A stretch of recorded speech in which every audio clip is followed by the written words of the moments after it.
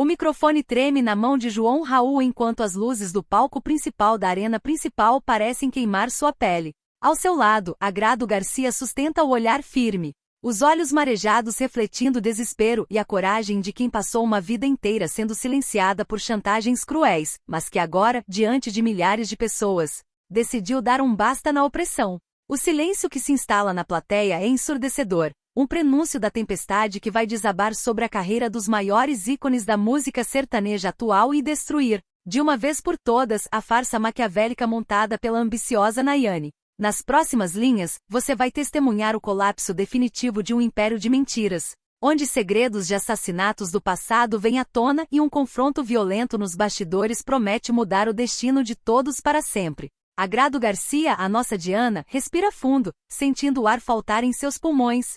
O suor frio escorrendo pelo pescoço enquanto a melodia da música começa a ecoar pelas caixas de som de alta potência. Aquele dueto deveria ser a consagração, o momento em que João Raul finalmente abriria os olhos para a farsa da influenciadora digital que roubou a sua identidade de infância. Mas o peso da mentira de Nayane e a sombra da terrível Zilá ainda pairam sobre sua cabeça como uma guilhotina afiada. De repente, em um ato de puro desespero e rebeldia, Agrado dá um passo à frente, os dentes trincados, e abaixa o microfone, olhando fixamente para os olhos castanhos e confusos de João Raul. O público começa a murmurar, uma onda de estranheza percorrendo a multidão que pagou fortunas para ver aquele encontro histórico. João Raul, o cantor sertanejo de enorme sucesso nacional, sente o coração disparar no peito, tomado por uma ingenuidade que agora começa a se transformar em pura angústia. Ele tenta continuar o acorde na guitarra, mas Agrado nega com a cabeça, as lágrimas finalmente transbordando e borrando a maquiagem pesada.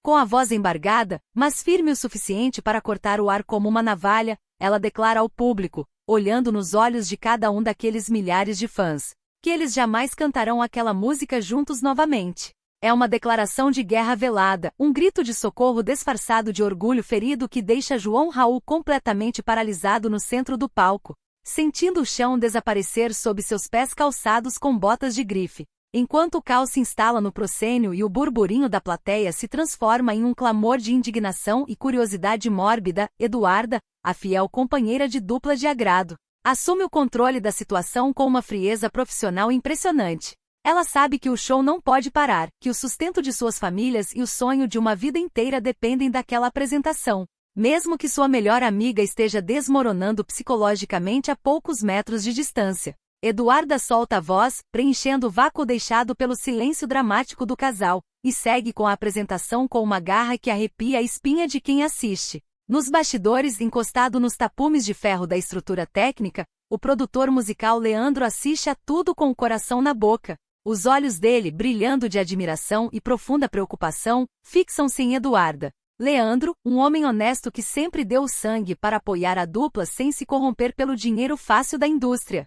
Sente um misto de orgulho pela força de Eduarda e um terror sufocante pelo que aquela interrupção abrupta pode causar na carreira das meninas. Ele sabe que a máfia que comanda o show business sertanejo, liderada por figuras ocultas, não perdoa escândalos dessa magnitude em cima do palco. Longe do pânico do palco, nos camarotes VIPs decorados com ostentação e regados a bebidas caras, a atmosfera é de pura celebração e cinismo. Roney e Bara brindam com copos de cristal.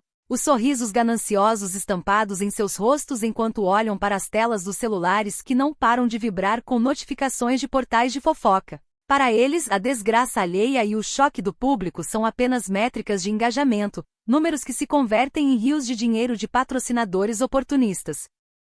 Eles comemoram a repercussão estrondosa da festa, rindo do desespero dos artistas, sabendo que no mundo moderno, o escândalo vende muito mais do que o talento.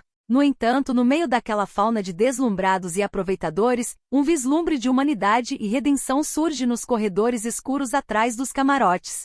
Ana Castela, a estrela radiante da nova geração, caminha a passos lentos quando seus olhos cruzam com os de Gael. O rapaz que passou meses orbitando o núcleo podre dos vilões, agindo como um capacho submisso para Nayane e Zilá em troca de migalhas de fama, parece finalmente estar acordando do transe do deslumbre. O reencontro com Ana Castela acende nele uma faísca de vergonha própria e o desejo profundo de se afastar daquela podridão que consome a alma de qualquer um que se aproxime da família de Nayane.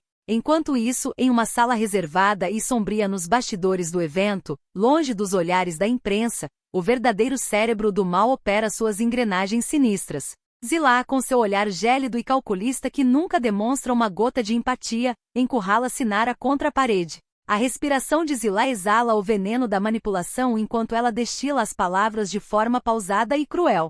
Ela revela a Sinara, com um sorriso sádico nos lábios finos que Janete, a mãe sofrida de agrado, finalmente quebrou o silêncio de anos e revelou tudo para a polícia sobre a morte misteriosa de Jean Carlos. Zilá reconta o terror daquela noite do passado com uma riqueza de detalhes sórdidos, relembrando como usou esse segredo de sangue para manter Janete e Agrado sob suas rédeas, chantageando-as para que Nayane pudesse usurpar a vida, o nome de Diana e o amor de João Raul sem nenhuma interferência. O ódio de Zilá ao perceber que seu maior trunfo está escorrendo pelas mãos se transforma em uma promessa implacável de destruição contra a família Garcia, uma fúria cega de quem vê seu império de chantagem ameaçado pela coragem tardia de uma mãe desesperada. O clima de tensão explode nos bastidores quando Agrado, trêmula e com o coração batendo a 1000 por hora, consegue escapar do assédio dos repórteres e se refugia no camarim privativo de Leandro. O produtor a recebe de braços abertos, o rosto contraído de preocupação com o estado psicológico da mulher que ele ama em segredo. É ali, entre as araras de roupas de show e o espelho iluminado que Agrado desaba.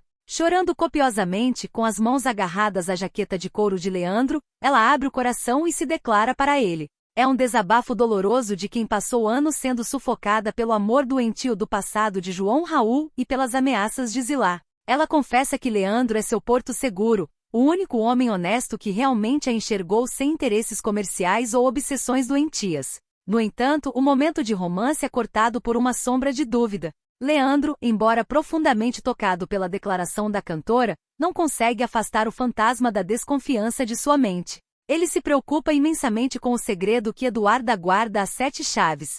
Uma verdade oculta que ele pressente que pode destruir a dupla e a reputação de Agrado de forma ainda mais violenta do que as armações de Nayane.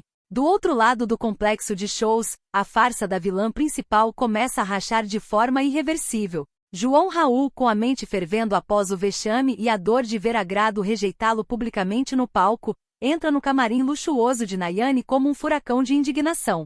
Seus olhos, antes cegos pelo amor construído sobre a mentira da falsa Diana, agora estão injetados de desconfiança e exaustão psicológica.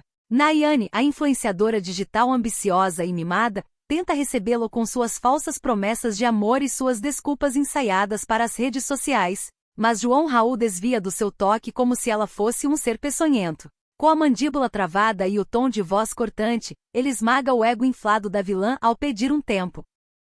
Ele exige distância, afirmando que precisa organizar a cabeça e que não suporta mais a falsidade que cerca o relacionamento deles. Nayane sente o sangue ferver de ódio e inveja doentia, sabendo que se perder João Raul perderá a fama, os milhões de seguidores e o dinheiro que sustentam sua vida de aparências fúteis. Ela grita, joga objetos contra a parede. Os dentes trincados de raiva ao perceber que o controle sobre o cantor sertanejo está escapando pelos seus dedos perfeitamente manicurados. A teia de espionagem e traições se ramifica ainda mais quando Sinara, movida pela ambição e pelo medo das ameaças de Zilá, decide agir pelas costas de todos. Aproveitando-se de um momento de distração na casa da família, ela consegue colocar as mãos no livro de Nora, uma relíquia que guarda segredos antigos e perigosos da cidade. Com o celular em mãos e o coração martelando contra as costelas, Sinara copia minuciosamente todo o conteúdo do livro, página por página, capturando as provas e as histórias que podem incriminar ou salvar muitas vidas naquele lodaçal de segredos. Ela faz isso com rapidez felina antes de devolver o objeto ao quarto da avó, sabendo que aquela informação copiada é a sua apólice de seguro contra a maldade de Zilá e o passaporte para conseguir o que quiser dos poderosos da região, incluindo o corrupto empresário Valmir que assiste a tudo de longe, apenas calculando os lucros da destruição alheia. A decadência da família de vilões atinge o ambiente doméstico quando a Laor, exausto de viver sob o mesmo teto que uma psicopata digital e uma mente criminosa como a de Zilá, entra em um confronto verbal violento com Nayane no meio da sala de estar. As palavras trocadas são carregadas de um ódio acumulado por anos de convivência forçada e desonestidade. A Laor aponta o dedo na cara de Nayane, jogando em sua face toda a verdade sobre seu caráter podre.